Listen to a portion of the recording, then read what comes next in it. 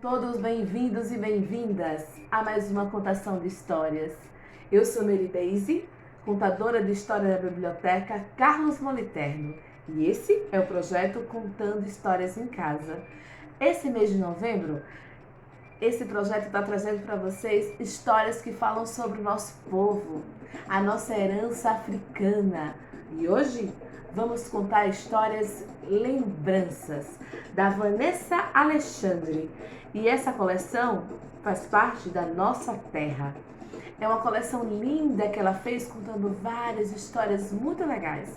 E hoje a história da gente é lembranças. Então, vamos comigo? Vamos viajar para a África. Há muito tempo atrás, aonde tudo se guardava como ancestralidade, Pedrinho e seu avô andavam pelas terras daquela linda tribo lá na África. Quando eles estavam andando, contavam coisas que aconteciam todos os dias.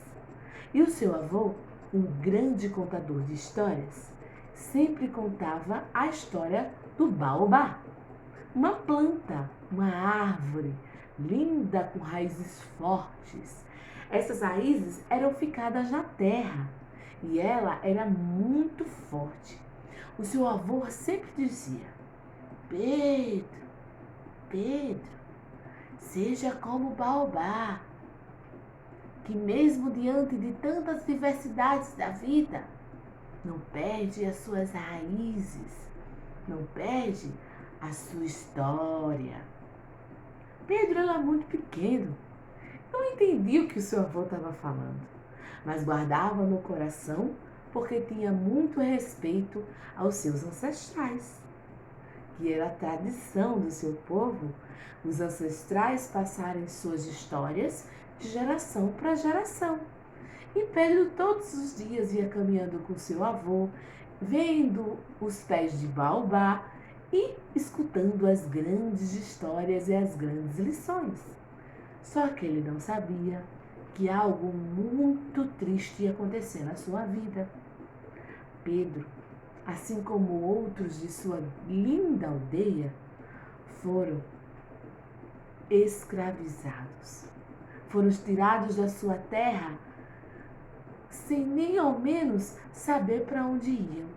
Pessoas estranhas chegaram lá na aldeia do Pedro e pegaram ele e colocaram uma corrente no seu pescoço. Colocaram ele e alguns de seus amigos dentro de um barco que eles chamavam de navio negreiro. Pedro foi tirado da sua terra, da sua mamãe e do seu papai.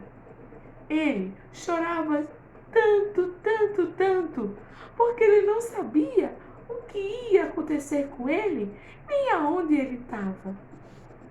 Ai, que saudade da minha família, que saudade dos meus pais.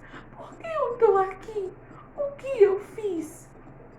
Muitos dias mesmo, Pedro passou naquele navio, sem nem saber para onde vinha. Ele acabou vindo parar no Brasil. Pois é, vindo parar em uma fazenda aqui do nosso país. Mas ele não sabia falar nossa língua, ele não sabia o que estava acontecendo, ele estava com saudade da sua mãe, estava com saudade do seu papai e dos seus irmãos e do seu avô, que contava aquelas lindas histórias. Mas tudo ficou na sua lembrança, porque o tempo foi passando e Pedro foi ficando cada vez mais triste. Mas ele não sabia o que poderia acontecer. E olha que as coisas ficaram um pouco difíceis para Pedro. Pedro começou a trabalhar, colocava umas correntes no Pedro e ele não entendia o que ele tinha feito de mal. E as pessoas faziam: trabalha, trabalha! E ele fazia: mas como? Eu não sei nem o que fazer. E assim Pedro trabalhava e dormia dentro de uma senzala, com várias outras pessoas de outras tribos perto do Pedro, porque tudo não era no mesmo lugar. Tinham tribos diferentes, lugares diferentes que foram sendo tirados um dali, um de acolá, e Pedro acabou ficando dentro dessa senzala com outros de seus irmãos. Então, o que aconteceu?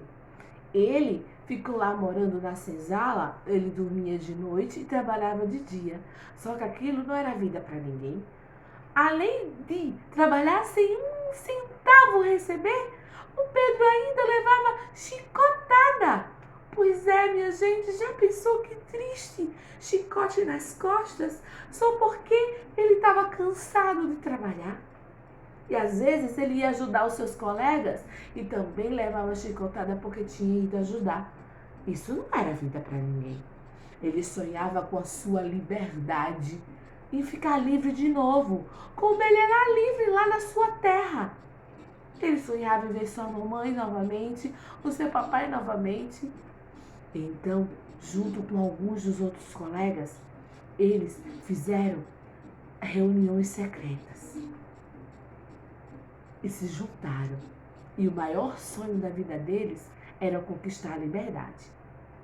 E assim foi feito. Eles estavam juntos e conseguiram, a todo custo, fugir. Eles sabiam que era perigoso. Por que era perigoso? Porque se pegassem eles, eles iam ser mortos. Mas era melhor morrer tentando do que viver naquela vida. Pedro sempre pensava isso. Então, eles esperaram o cochilo do capataz.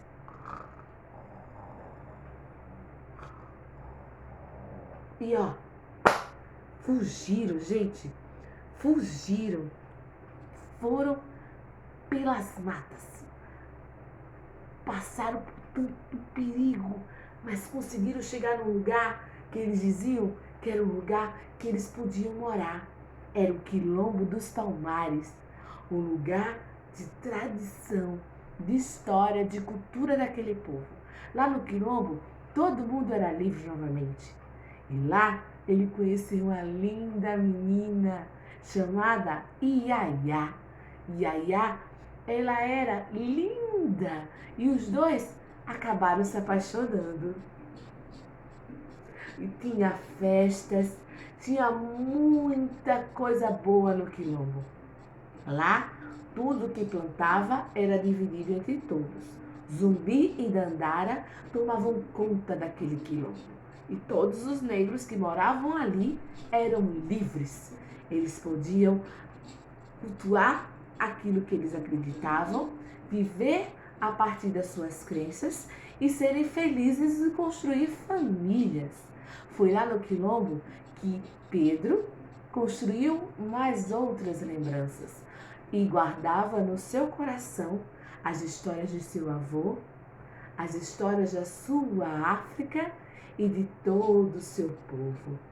Pedro guardou a história de seu pai também e a história da sua mãe. Mesmo ele nunca mais tendo visto os dois e nem o seu avô, ele sempre lembrou da história dele com o baobá. Seja forte, finque as suas raízes na terra e mesmo diante de todas as dificuldades, seja livre. E assim, essa história termina com lembranças de uma África e de uma história tão sofrida que Pedro e vários outros irmãos nossos africanos passaram. É por isso que nós temos que refletir bastante sobre a consciência negra e lembrar que todos nós somos únicos, filhos do mesmo pai e da mesma terra. Essa terra é para todos, independente da cor, da raça e do credo. Contando histórias em casa, fica por aqui com a história Lembranças de Vanessa Alexandre, da coleção Nossa Terra, para Contando Histórias em Casa. Um grande beijo, meus amores da Meire, para todos vocês. Viva a África! Viva a nossa ancestralidade! E eu vou terminar essa história com o som lindo dos tambores, os tambores africanos.